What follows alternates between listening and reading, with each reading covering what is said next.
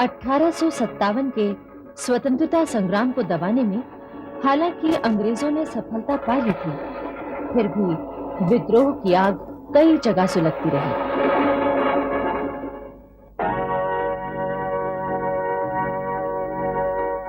मुस्लिम संप्रदाय का एक धार्मिक वर्ग जो वहाबी के नाम से विख्यात था, अंग्रेजों का लगातार विरोध करता रहा।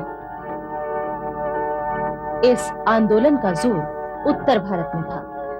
पेशावर और पटना में इसके केंद्र थे। वहाबियों का संगठन इतना मजबूत था कि सन 1830 में इन्होंने पेशावर पर अधिकार कर लिया था। उधर दक्षिण बंगाल में 24 परगना, नदिया और फरीदपुर में भी वहाबियों का अच्छा प्रभाव था। वहां के किसान तीतू मियां के नेतृत्व में विद्रोह के लिए उठ खड़े हुए थे और अंग्रेजी राज समाप्त होने की घोषणा कर दी थी। चारों ओर विद्रोह फैल गया। आखिर अंग्रेजों की सेना विद्रोहियों को दबाने के लिए आ गई। खुला संघर्ष हुआ। तीतू मियां मारे गए और 340 वहाबी पकड़े गए। इस तरह वहाबी आंदोलन, जो शुरू में धार्मिक रंग लिए हुए था, अंग्रेज विरोधी हो गया और आजादी का समर्थक बन गया। उधर सीमा प्रांत के वहाबियों ने अंग्रेजों से 1858 और 1863 में 2 बार युद्ध लड़ा। आखिर दिसंबर 1863 में अंग्रेजी सेना ने मलका के मजबूत किले को जीतकर वहाबी आंदोलन पर भारी चोट की। अंग्रेजों ने सीमा प्रांत के वहाबियों को पकड़कर उन पर मुकदमे चलाए। सन 1871 में एक वहाबी नेता अमीर खां पर मुकदमा चलाया गया। वहाबियों ने पैरवी करने के लिए मशहूर अंग्रेज वकील मिस्टर एनएसटी को खड़ा किया। मिस्टर एनएसटी ने अंग्रेज होकर भी वहाबियों के पक्ष को बड़ी मजबूती से अदालत में रखा। उनकी दलीलों को वहाबियों ने पुस्तक रूप में प्रकाशित कर दिया, जिससे उनका अच्छा प्रचार हुआ। जज ने मुकदमा तो खारिज कर दिया, किंतु अमीर खां को नहीं छोड़ा गया। ये अंग्रेजों के काले कानूनों का एक नमूना था। इस पर एक दिन मौका पाकर अब्दुल्ला नामक एक वहाबी ने जज पर छुरे से हमला कर दिया। बाद में इसके लिए अब्दुल्ला को फांसी हो गई। उधर पटना में वहाबी आंदोलन के नेता थे मौलवी अहमदुल्ला। इन पर ब्रिटिश सरकार के खिलाफ योजना बनाने और सीमा प्रांत के विद्रोहियों की मदद करने का आरोप था। मौलवी अहमदुल्ला पर फौरन मुकदमा चलाया गया। झूठे गवाहों के बयान लिए गए और मौत की सजा दी गई। लेकिन बाद में हाई कोर्ट ने उस सजा को आजीवन कारावास में बदल दिया। इस फैसले के तुरंत बाद मौलवी अहमदुल्ला को अंडमान भेज दिया गया और पटना में उनकी संपत्ति नीलाम कर दी गई। इतिहासकार लिखते हैं कि अंडमान पहुंचकर भी मौलवी अहमदुल्ला इस आंदोलन को जीवित रखने का लगातार प्रयत्न करते रहे। भारतीय स्वतंत्रता आंदोलन के इतिहास में कूका विद्रोह का अपना अलग ही महत्व है। सद्गुरु राम सिंह इस आंदोलन के नेता थे। सद्गुरु राम सिंह का जन्म लुधियाना के भेड़ी गांव में हुआ था। वो कम उम्र में महाराजा रणजीत सिंह की सेना में भर्ती हो गए थे, किंतु जब बाद में इस राज्य को अंग्रेजों ने अपने साम्राज्य में मिला लिया तो चारों तरफ बेचैनी फैल गई। सद्गुरु राम सिंह बहुत दुखी हुए।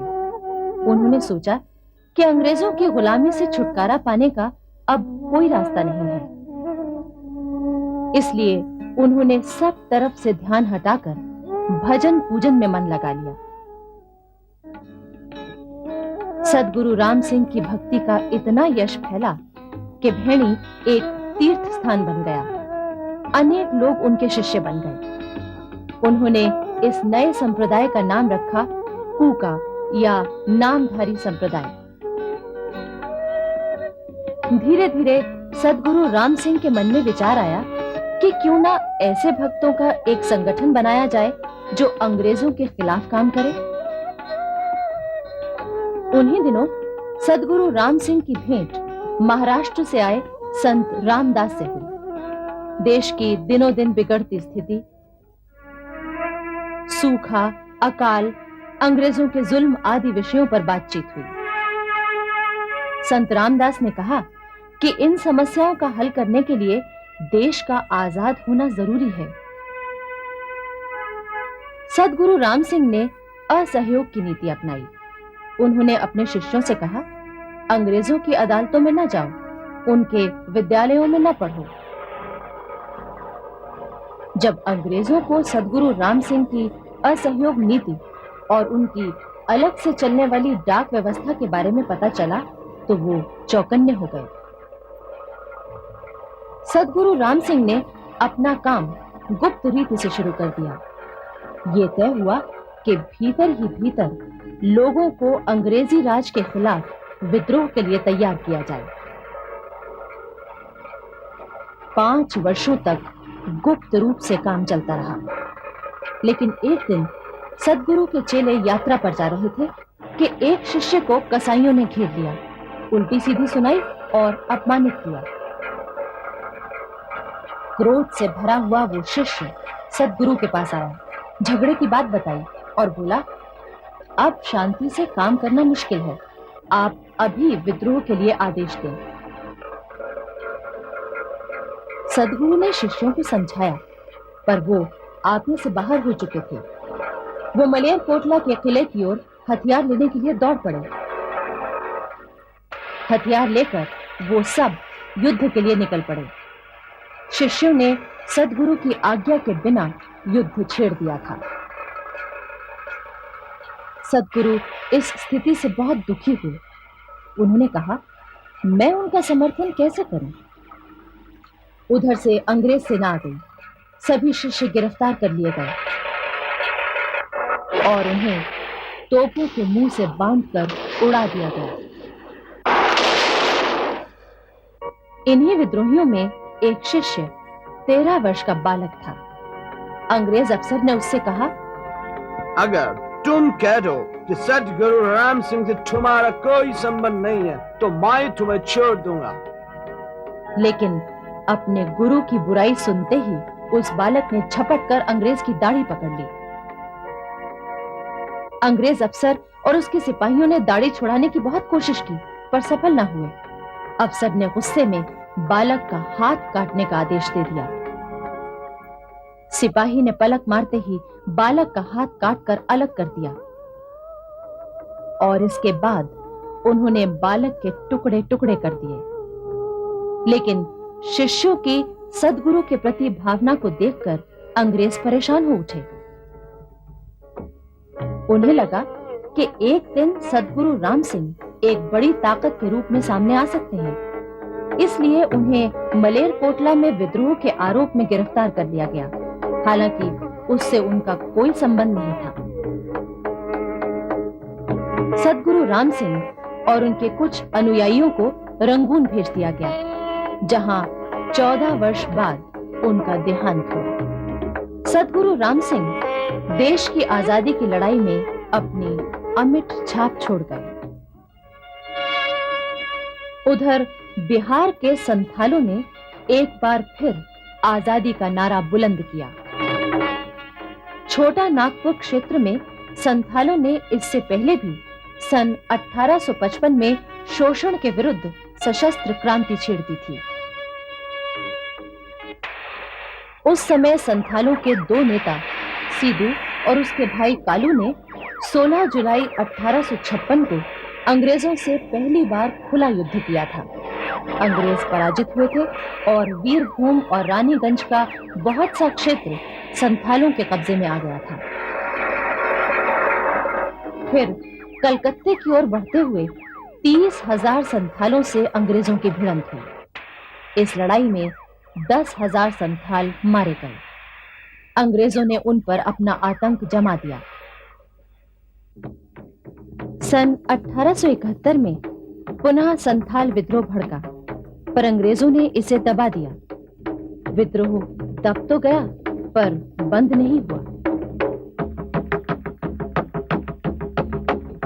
इसके बाद बिहार के रांची और सिंहभूम जिलों के मुंडा आदिवासियों ने अंग्रेजों के शोषण और अत्याचार के खिलाफ फिर विद्रोह किया। इस विद्रोह का नेता था एक युवक, मुंडा बिरसा। बिरसा कुछ पढ़े लिखे थे।